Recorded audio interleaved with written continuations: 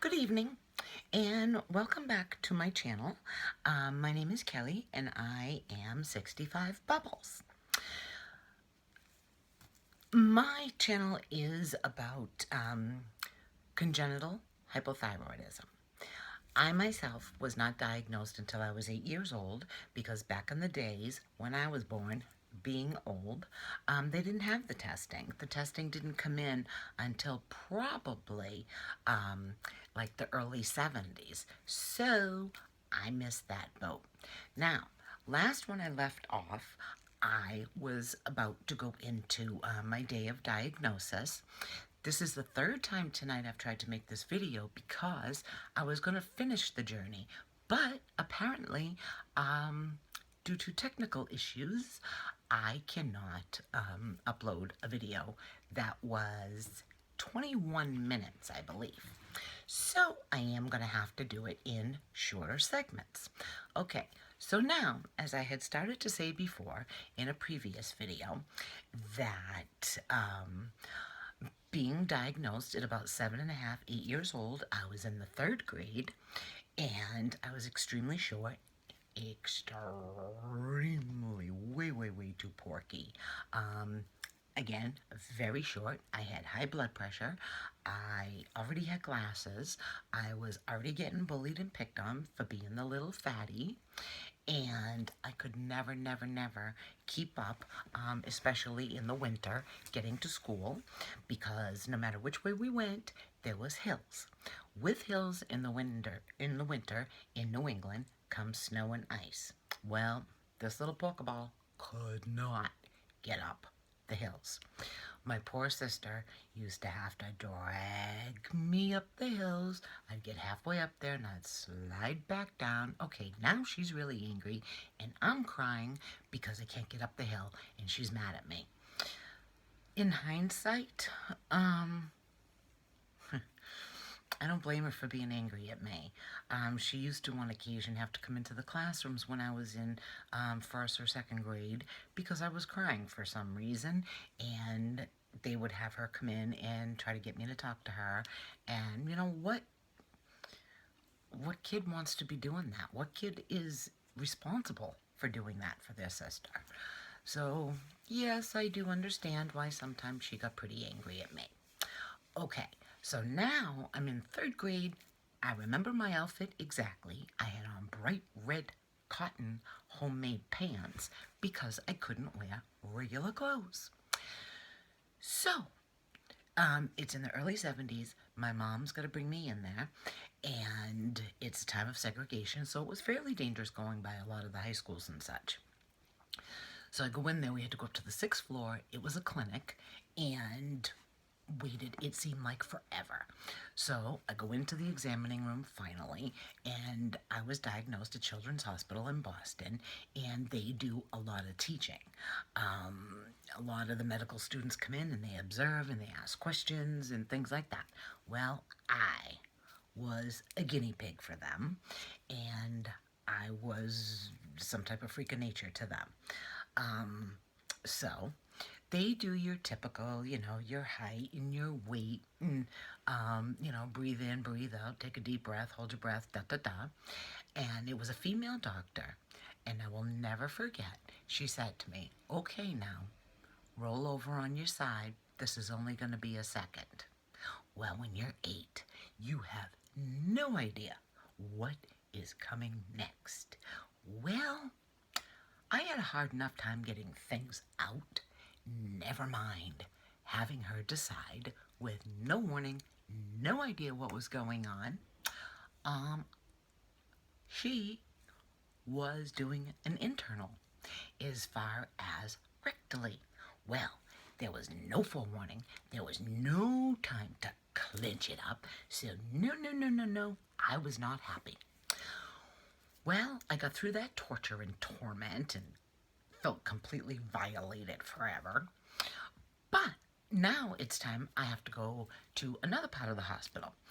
And they had me in this room. And I just remember laying on like some type of examining bed. Obviously, you're in a hospital. And all these people are around me, doctors, nurses, students, whatever. I was not being very cooperative, and they made my mom wait out in the hallway. So now they're trying to get needles into me again. I'm not really letting them. No, no, no, no, no. Not happy. I'm scared. Well, um, they won. They went in through my, actually, I can tell you exactly. They went in through the heel on my left foot because they couldn't find veins anyplace else to get these needles in. So, they did all that, and then they put me in this room, and this room was like, it seemed huge, but it was dark, dark, dark, and I was on probably the same examining bed, and they had rolled it from the first room into this other room, and it was, again, pitch dark. They put me under this massive, massive, huge machine. I was laying on my back, and I had to stay looking up in a certain position. Obviously, now I know, because they were trying to get views of my neck. I felt like I was in there forever. Could have been 20 minutes, I don't know. But come to find out, those 2 needles that they were trying to get into me, one of them was because it was dye. They were trying to put dye in so that something, I guess, in my neck would show up and they could get better pictures. The other one, I'll hold that one up. So now I'm in this room, laying on my back, this massive machine above me, that has got a mechanical problem or something, because as I'm laying there, all I kept getting was drip, drip, drip. It was like being on some waterboarding thing, I guess. I've never been on one of those, but it was horrible, and it was scary, and all I could see for light was the light under the door at the hallway. The whole time, I kept thinking to myself, why do I just want to go to sleep? All I want to do is go to sleep. Couldn't figure out why. Again, seemed like I was in there forever. That feeling when you're sitting there and you doze off and then you're like, oh, no, you scare yourself wide awake. Yeah, that was me. Fought it, fought it, fought it. So finally time goes by and they come back in the room and they cannot even believe, they are amazed that this little kid is still awake. Come to find out, the second needle they were trying to put in me was to get me to go to sleep while they did the testing. I didn't know. I mean, maybe sometimes if you tell a kid something and you let them know what you expect, as I did when my children were little, maybe what's going to happen, how things are going to go. I mean, I know my mother didn't know, but maybe, being a children's hospital, let me think. Maybe they should explain it to the children to take out some of the fear factor. I don't know. Not my monkey, not my circus anymore. So, finally now, I remember we had to go for a third place in the hospital. Well, actually, it was the fourth, because we had the examining room where I was completely violated. Then we had the room where they were giving me the needles. Then we had the room with the big, massive machine. And, I can still remember all of this so vividly, if you can't tell. So now we have to go to the fourth place, and that was for x-rays, because they can measure your bone growth in your wrists. So they wanted to do mine because I was so short. They were trying to get just a basic, I guess they can do an approximate guesstimate on how tall you're going to be by your wrists. Well, mine came back that I was going to be all of 4'10". Well, anything 4'10" and below is considered a short person.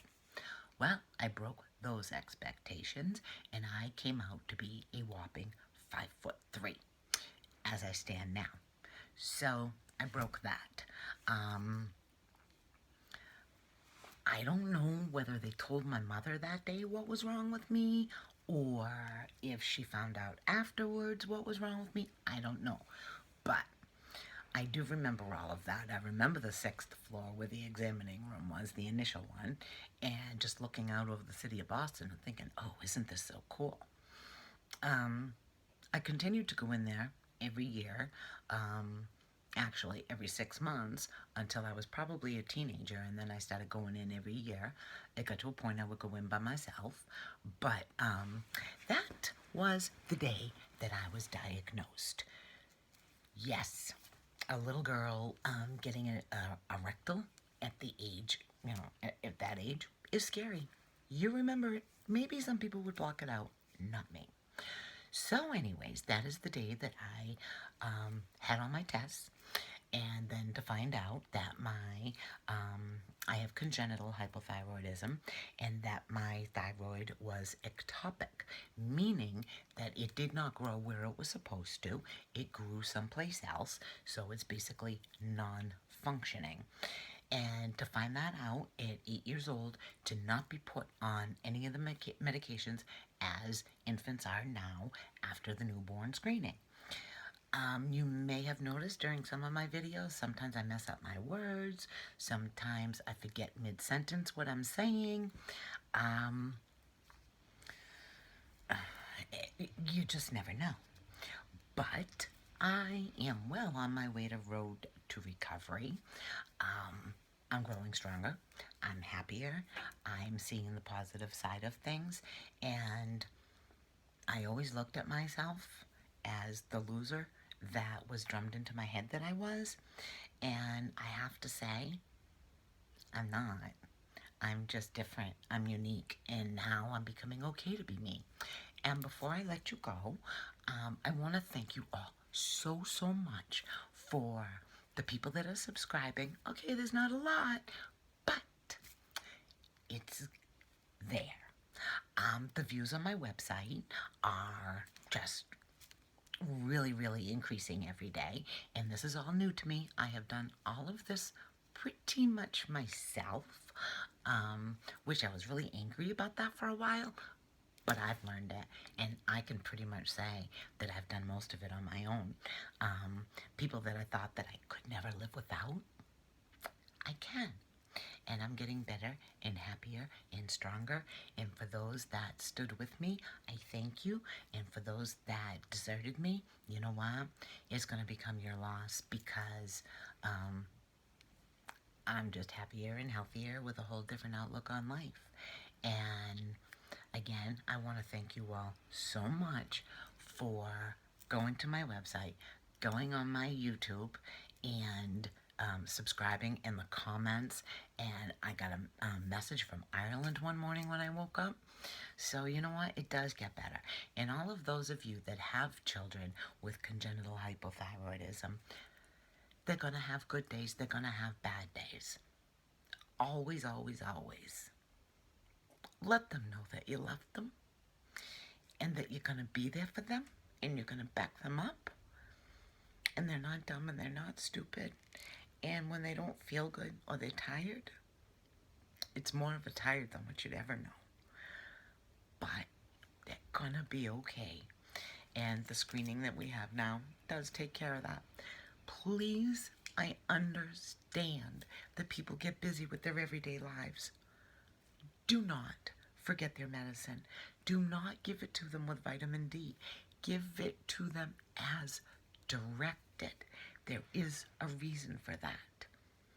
So, I'm going to say goodnight, but I thank you all so very much for everything. And I went back to work today with a new company, so I am going to probably be starting some buyer-seller YouTube videos as far as real estate goes. So, onward and upward. And again, I thank you. Happy New Year's Eve to all of you and your families. Bye-bye.